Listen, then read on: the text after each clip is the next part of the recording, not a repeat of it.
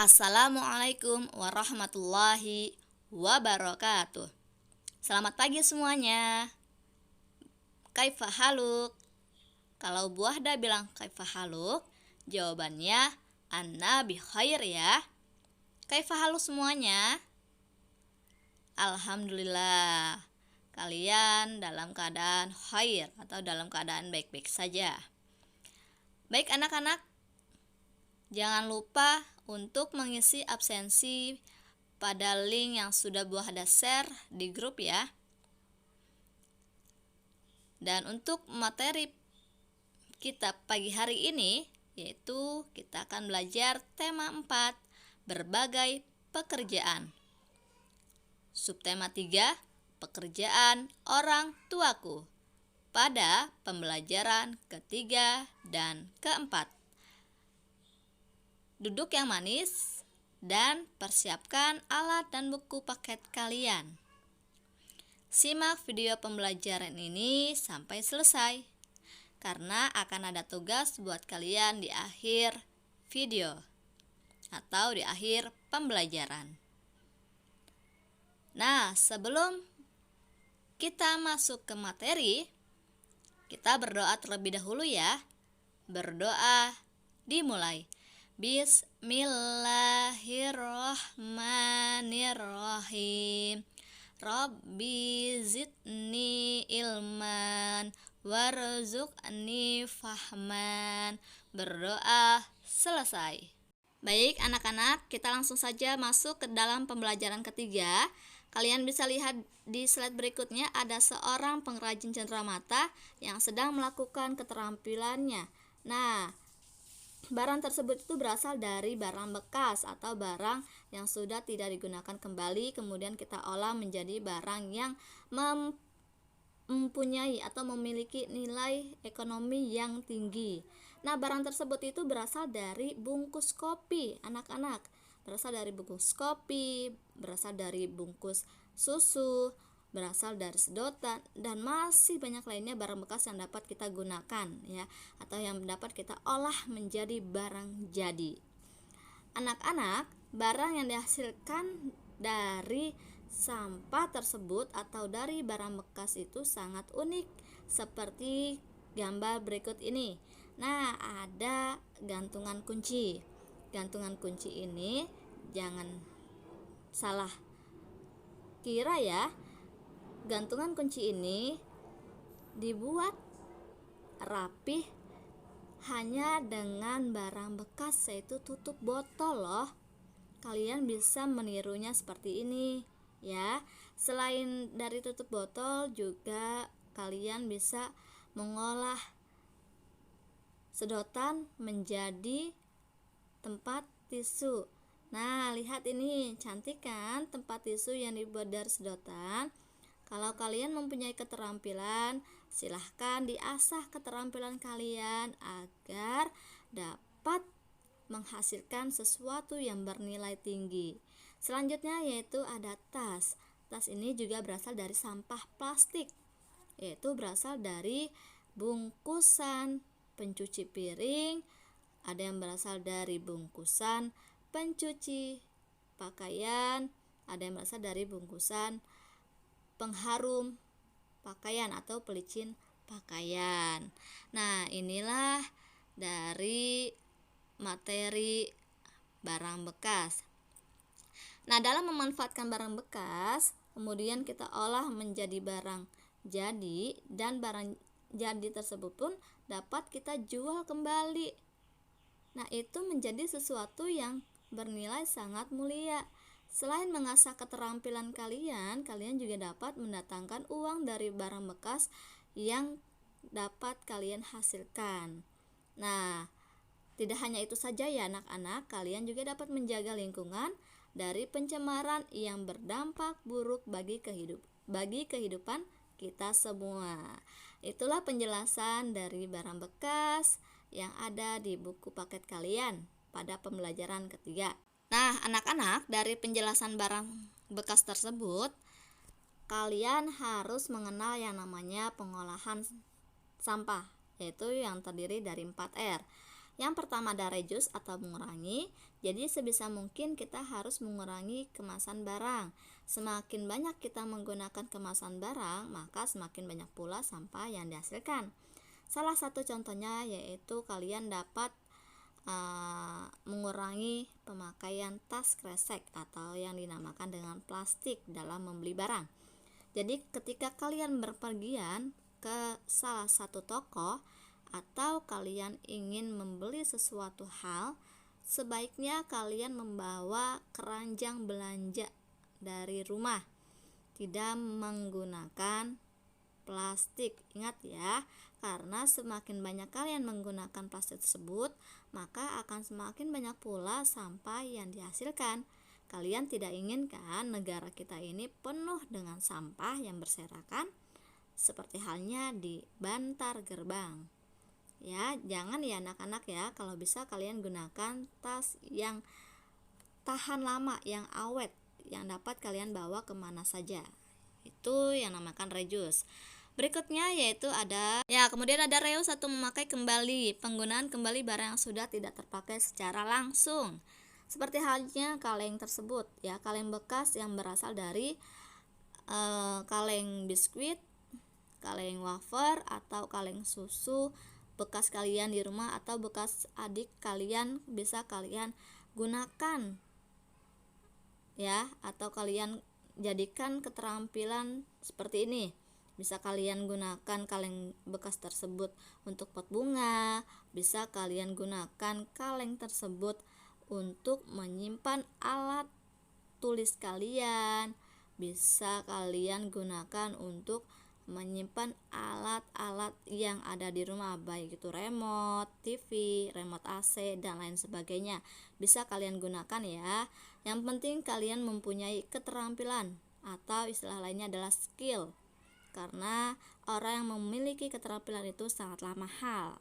Selanjutnya itu ada recycle atau mendaur ulang sampah, mengolah sampah menjadi suatu barang yang bisa kita gunakan kembali.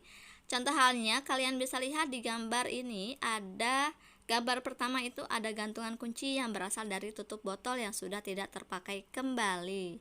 Gambar kedua itu berasal dari sampah plastik ya, dari bungkusan kopi, dari bungkusan susu saset, dari bungkusan minyak goreng, dari bungkusan pencuci piring, dari bungkusan pewangi pakaian, dan yang terakhir itu bisa kalian temukan dari barang bekas sedotan atau sampah plastik juga ya masuknya. Terakhir itu ada replace atau mengganti barang-barang yang hanya sekali pakai menjadi barang yang bisa dipakai secara berulang kali. Seperti halnya ketika kalian mendatangkan sebuah toko mainan atau kalian membeli sesuatu barang yang kalian inginkan, alangkah baiknya kalian membawa tas dari rumah ya. Jangan kalian pakai kembali kantong kresek, karena itu nantinya akan menimbulkan banyak sampah plastik yang berserakan. Nah, kalian juga dapat membawa tempat minum ketika kalian ingin membeli minuman di luar sana, dan kalian juga dapat membawa tempat makan untuk membeli makanan di luar sana ya. Itulah pengertian dari 4R, yaitu ada reduce, reuse, recycle, dan replace. Ingat-ingat ya, ada 4R. Di buku paket kalian itu juga ada di halaman 113. Hanya itu pengertian dari 3R saja, bukan 4R. Jadi kalian bisa menambahkannya sedikit dari materi pembelajaran hari ini. Baik, untuk masalah barang bekas sudah kita akhiri ya. Kita selanjutnya masuk ke dalam pembelajaran keempat. Kita masuk ke pembelajaran keempat. Bu Hada mau bertanya nih kepada kalian. Kalian masih ingat tidak siapa nama kepala desa yang berada di kampung halaman kalian? Nah, kalau kalian masih ingat, silakan kalian tulis di buku tulis kalian ya. Nah, anak-anak, sebelum Bu Ada menyampaikan tugas-tugas kepala desa, kalian harus mengerti dulu apa itu kepala desa. Kepala desa adalah pemerintah desa yang disebut dengan nama lain yang dibantu perangkat desa sebagai unsur dari penyelenggara pemerintahan desa. Jabatan kepala desa seperti halnya di daerah Buahda atau di kampung halaman Buahda yaitu Tasikmalaya, biasanya kepala desa di sana dipanggil dengan panggilan Kuwu. Ya. Nah, sedangkan di kota istilah desa kita kenal dengan kelurahan. Namun keduanya memiliki pemimpin yang berbeda. Kalau desa dipimpin oleh kepala desa, sedangkan kelurahan itu dipimpin oleh Pak Lurah. Keduanya dipimpin secara berbeda nih teman-teman. Kalau lurah diangkat oleh bupati atau wali kota. Nah, sedangkan kepala desa itu dipilih oleh warganya. Nah, Bu, kalau letak desa dengan kelurahan itu di mana ya? Oke, Bu Hada akan menjelaskan ya. Nah, ada perbedaan letak antara desa dengan kelurahan. Kalau kelurahan letaknya itu di perkotaan. Nah, sedangkan wilayah desa letaknya lebih jauh dari daerah perkotaan. Adapun tugas kepala desa yang pertama, fokus mengelola mengenai jumlah puskesmas yang diperlukan di desa tersebut. Yang kedua, jalan yang harus dibangun dan diperbaiki jika terdapat jalanan yang rusak. Yang ketiga yaitu pembinaan masyarakat desa. Nah, dari tugas dan pengertian desa tersebut semoga kalian bisa memahaminya dengan baik. Berikutnya, silakan kalian baca dalam hati tentang teks yang ada pada slide berikutnya.